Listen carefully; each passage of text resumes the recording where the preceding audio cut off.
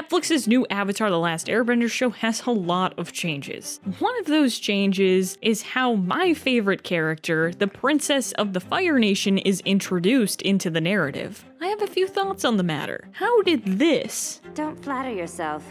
You were never even a player. turn into this? It didn't feel like a game when that boulder was flying at my head. Let's figure out why. Now, to fully understand what changes were made, we're first gonna need to understand who Azula is. And if you've been around the channel, you know that we've talked about this character in great detail. And for you people, I'll make sure to keep this description brief. If you're new, hi, hello, how are ya? Here's a great video to check out to deeply understand Azula's motivation. Princess of the Fire Nation is a strategic thinker who's intuitive and efficient. And through these strengths, she's able to inspire and scare the other people around her. She's terrifying and inspirational at the same time. It's hard to explain. And I think her biggest strength comes from her drive to achieve her goals. Now, I personally may not agree with her goals she sets out for herself, but her assertiveness is admirable. Now, due to being a strategic thinking type, she can come across as being cold-hearted, ruthless, or arrogant. This means she isn't the best with dealing with people's feelings. Don't even get me started with her own.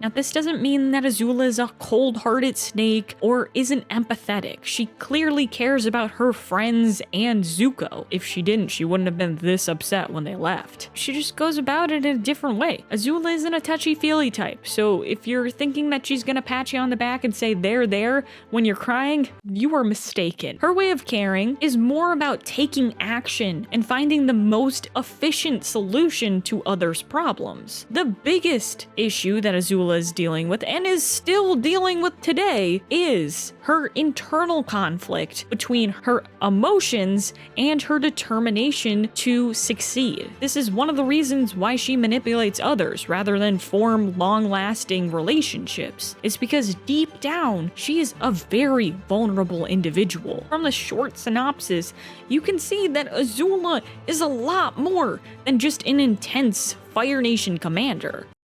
So what does the new show do? It takes this complex character and, excuse my bluntness, makes her petty. Most of her problems stem from not being able to go out and explore. It's honestly quite similar to the beginning of The Legend of Korra, when Korra wants to go to Republic City. Only this time, Azula is more spiteful because her brother gets to track down the Avatar to prove himself, while she has to sit at home twiddling her thumbs, waiting for her dad to put her in the game. There are always ways to get in the game, if you know which pieces to play. Why does this quote feel so cliche to me? As she waits, she trains, and the more time that passes, the more angry and intense she becomes. Until May's like, hey, cool it, buddy. You know your dad's just playing with you, right? That's me paraphrasing. She doesn't specifically say that, but you get the gist, right? This leads her to learn lightning bending. And bing bam boom, just like that, she gets to go out into the front lines. Also, she doesn't have her iconic blue flames, so there's that. Now, despite the few scenes that she's in, her personality has shifted from being an underreactor who's efficient and sharp, who doesn't really get rattled by much, to an overreactor who needs to prove herself as much as Zuko. Now, to make this more simple, I took this one scene You can't treat me like this. You can't treat me like Zuko. and magnified it. If you like Azula in this new light, then awesome, more power to ya. I personally don't have a huge problem with it. It's just different. After describing both characterizations, which one do you prefer? Let me know in the comments down below. We've learned that one of these things is not like the other. So why did Netflix decide to take such a drastic change? I know I don't think there's one specific answer to this question. And I didn't work on this show, so I don't specifically know the answer, but here are my best guesses. Now, in the original series, Azula is pretty intense, even for the time, having almost defeated the Avatar a handful of times, plus disarming people with their sick burns. And since you can't see, I should tell you I'm rolling my eyes. although she's very sarcastic, and it's okay, you can laugh, it's funny. That level of ferocity might be a little too intense for the kiddos nowadays. Like, I understand, she is a lot. And maybe that's the simple answer. However, I think there's a different reason. The Netflix version offers longer episodes, but a smaller amount, having 8 per season or book, whatever you want to call it. With that, it's hard to pack in the depth to this vast number of characters, as opposed to the original series that had 20 plus episodes a season. There were filler episodes to add in more personality to some characters. And if you ask me why Netflix didn't make a series that had 12 to 15 episodes, 8 episodes is a large amount nowadays. This is already a very expensive show. Also, if you give them more episodes, that means you're gonna like burn out a special effects team. You know, you're gonna give them more work on top of all the work that they already have to do. That doesn't sound cool. Now, the amount of concepts the creative team has to jam into 8 hour-long episodes should get some praise. I'm not gonna lie, the original show has a lot going on. In order to make this easier for the audience to follow, I think the team decided to make Azula's struggles a little more tangible, making Zuko the target for most of her anger, rather than having an internal battle dealing with her complex issues of self-loathing. My own mother thought I was a monster.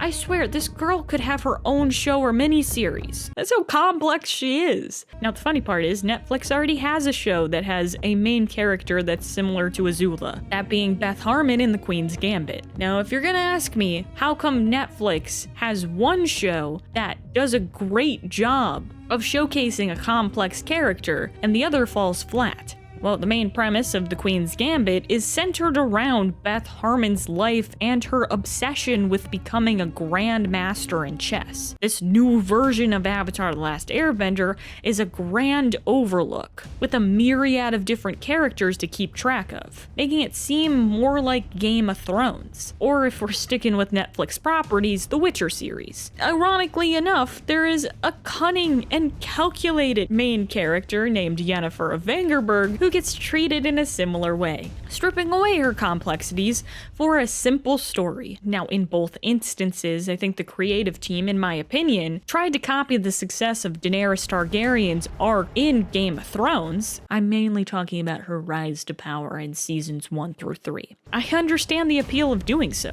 A linear story earns more sympathy because it feels like you're accompanying the character on their journey. However, Azula's personality doesn't align well with this arc. It more closely resembles someone like Katara. Setting up the Fire Nation princess in this way takes away from one of her most important qualities, aloofness. The reason why Azula and her father were so intimidating in the original series was because they were used sparingly. From day one, we knew that Aang would have to go up against the Fire Lord. That didn't mean we needed to see him in more scenes to know that he was the big bad boss of the series. Same thing with Azula. As Team Avatar flies around, it's always felt plausible for her to just show up and rain havoc. They were used scarcely in the beginning for a reason, and when they do show up, it feels justified. Azula's introduction perfectly sums her up. Almost perfect. One hair out of place. Almost isn't good enough. And as we learn more about her, we know that she's way more than a hair out of place. And that's because we let Azula lay out her story on her terms, peeling back layer by layer until all that's left is a vulnerable girl standing before us. Whereas when you make a character show up prematurely, that intimidation factor gets thrown out the window. And that right there is a hard thing to course correct later. Now, with that being said, is this new version of Azula ruined or a lost cause? It just means that if you're planning on making her easier to follow, then stick with it. Don't backpedal when you get to book 3 and be like, oh, we gotta make her insane now. Oh, look how well that went for Game of Thrones. People were not thrilled about that one. I guess what I'm trying to say is, if you're gonna make a petty version of Azula who just hates Zuko to hate Zuko, then own it. Be different. If you want to try answering questions that didn't get answered the first time around, do it.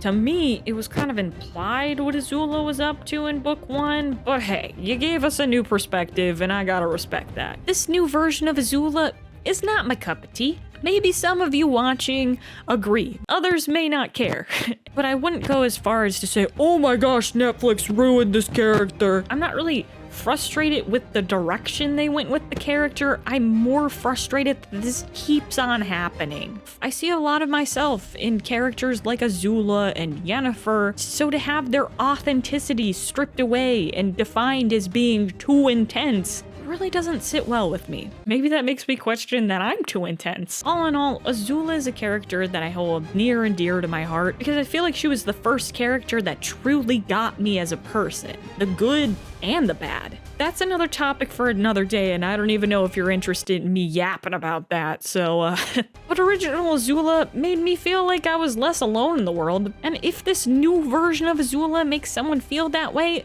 then that's all that matters at the end of the day. Well, that's all I gotta say about that. Thank you for listening to me rant.